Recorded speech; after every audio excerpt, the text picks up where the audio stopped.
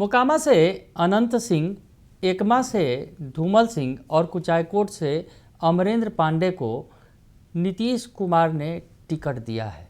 ये तीनों बाहुबली नेता हैं और इन बाहुबलियों में एक अनंत सिंह ने तो नॉमिनेशन भी कर लिया है।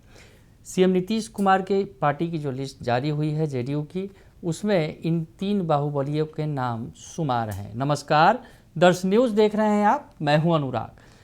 तीन बाहुबलियों को सीएम नीतीश कुमार ने टिकट दिया है, जिनसे सीएम नीतीश कुमार का पुराना संबंध भी है।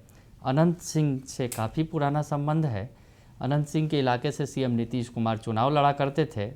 धूमल सिंह से भी उनका पूरा संबंध है, पुराना संबंध है। और कुचायकोट के अमरेंद्र पांडे, इन तीनों को टिकट दिया गया है और इनके बारे में हम चर्चा करेंगे, बताएंगे कि आखिर क्या कुछ इतिहास रहा है। तो सबसे पहले अनंत सिंह की चर्चा कर लेते हैं। अनंत सिंह, जिनकी रॉबिन हुड वाली छवि है अपने इलाके में, मोकामा से उन्हें टिकट मिला है।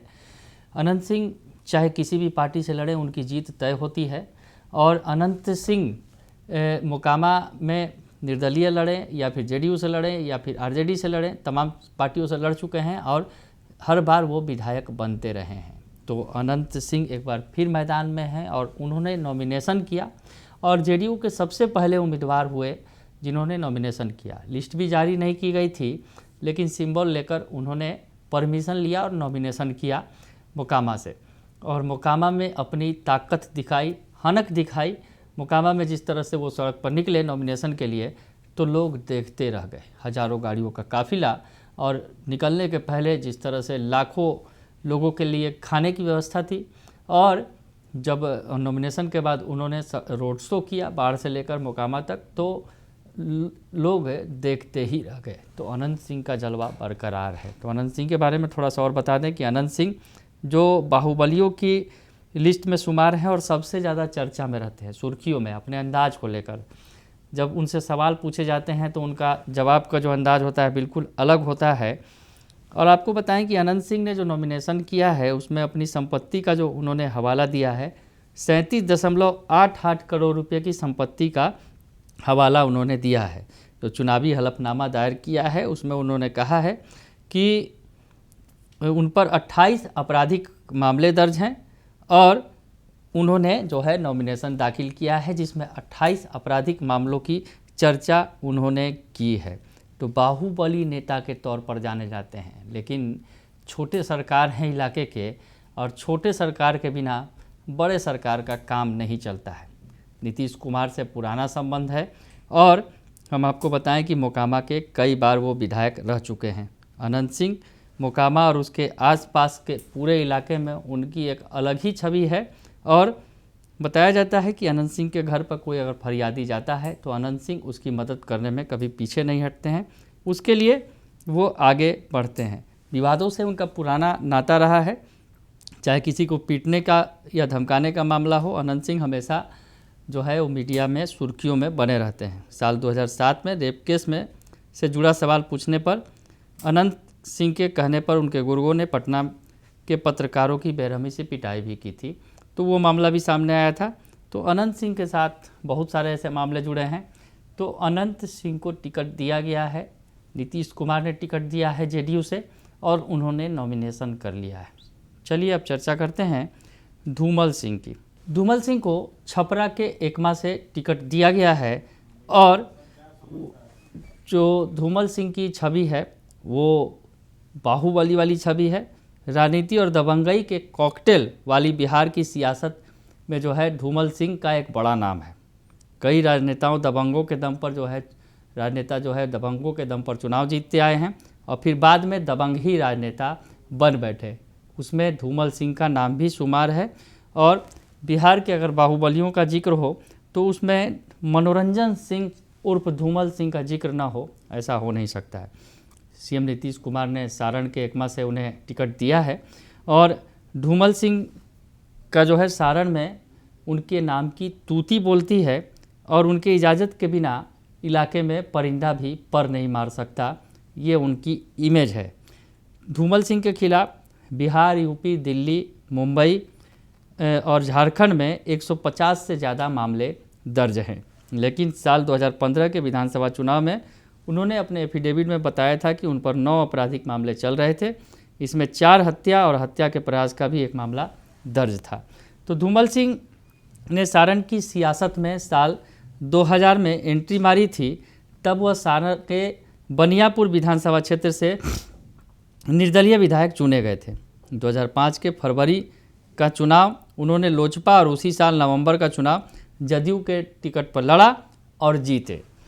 साल 2005 में जब विधायक धूमल सिंह बक्सर जेल में थे तो सारण जिले में उनके आवास पर पुलिस ने छापेमारी की थी। तब पुलिस को हथियार, 4 मोटरसाइकिल और उसके अलावा क्वालिस कार, एक बोलेरो, 300 ग्राम अवैध गांजा और 1.5 लाख रुपए कैश मिले थे। धूमल के भंजौना और गोपेश्वर आवास से 3 साथियों को गिरफ्तार किया गया था। तो धूमल सिंह का एक वक्त था, धूमल सिंह की बाहुबली छवि थी और आज भी कहा जाता है कि सारण के अंदर धूमल सिंह के इजाज़त के बिना परिंदा भी पर नहीं मार सकता। तो बाहुबली वाली छवि है धूमल सिंह की। अनंत सिंह और धूमल सिंह के बाद चलते हैं अमरेंद्र पांडे उर्फ पप्पू पांडे के बारे में भी जान लेते हैं कि आखिर उनके क्या कारनामे रहे हैं। उन्हें भी टिकट दिया है सीएम नीतीश कुमार ने। 3 बाहुबलियों का नाम आ गया है। अभी पहली ही लिस्ट जारी हुई है। अभी बहुत सारे उम्मीदवारों के नाम का ऐलान अभी बाकी है। तो हम आपको बताएं कि जो पप्पू पांडे जो है कुख्यात सतीश पांडे के भाई हैं। गोपालगंज की बाहुबलियों की लिस्ट में सतीश पांडे का बड़ा नाम है। सतीश पांडे पूर्व मंत्री बिजबिहारी प्रसाद हत्याकांड में जेल के बाहर अंदर बाहर आते जाते रहते हैं। अमरेंद्र पांडे अंतर्राज्यीय अपराधी गिरोह के सरगना सतीश पांडे के छोटे भाई हैं। 12वीं पास पप्पू पांडे करोड़ों की संपत्ति के मालिक हैं। अमरेंद्र ने 2015 में जदयू के टिकट पर वो विधानसभा पहुँचे। इससे पहले 2010 में बीएसपी के टिकट पर भी विधायक बने थे। अमरेंद्र पांडे का अगर क्राइम हिस्ट्री खंगाले तो काफ़ी मोटी है, काफ़ी लंबी है। सतीश पांडे की क्राइम फाइल अमरेंद्र पांडे और पप्पू पांडे के खिलाफ जो दर्जनों मामले दर्ज हैं, लेकिन अब तक कोई कार्रवाई नहीं हुई है। मुकदमों की लिस्ट में हत्या, वसूली, रंगदारी जैसे मामले हैं और इसमें कई बड़े मामले भी उनके खिलाफ दर्ज हैं। शराब दुकानदार की हत्या का एक मामला है। 2012 में गोपालगंज के हथुआ प्रखंड मुख्यालय में शराब दुकान चलाने वाले अनिल शाह की हत्या हुई थी। इस मामले में पप्पू पांडे, उनके पिता रामाशीष पांडे, बहनोई और भाभी और पूर्व जिला परिषद अध्यक्ष के खिलाफ मुकदमा दर्ज हुआ था और अनिल शाह के परिजनों का आरोप था कि पप्पू पांडे ने 50 लाख रुपए की रंगदारी मांगी थी, लेकिन इसकी क्षतिपूर्ति नहीं कर पाने के चलते हत्या कर दी गई थी। तो रंगदारी वसूलते थे अमरेंद्र पांडे उर्फ पप्पू पांडे।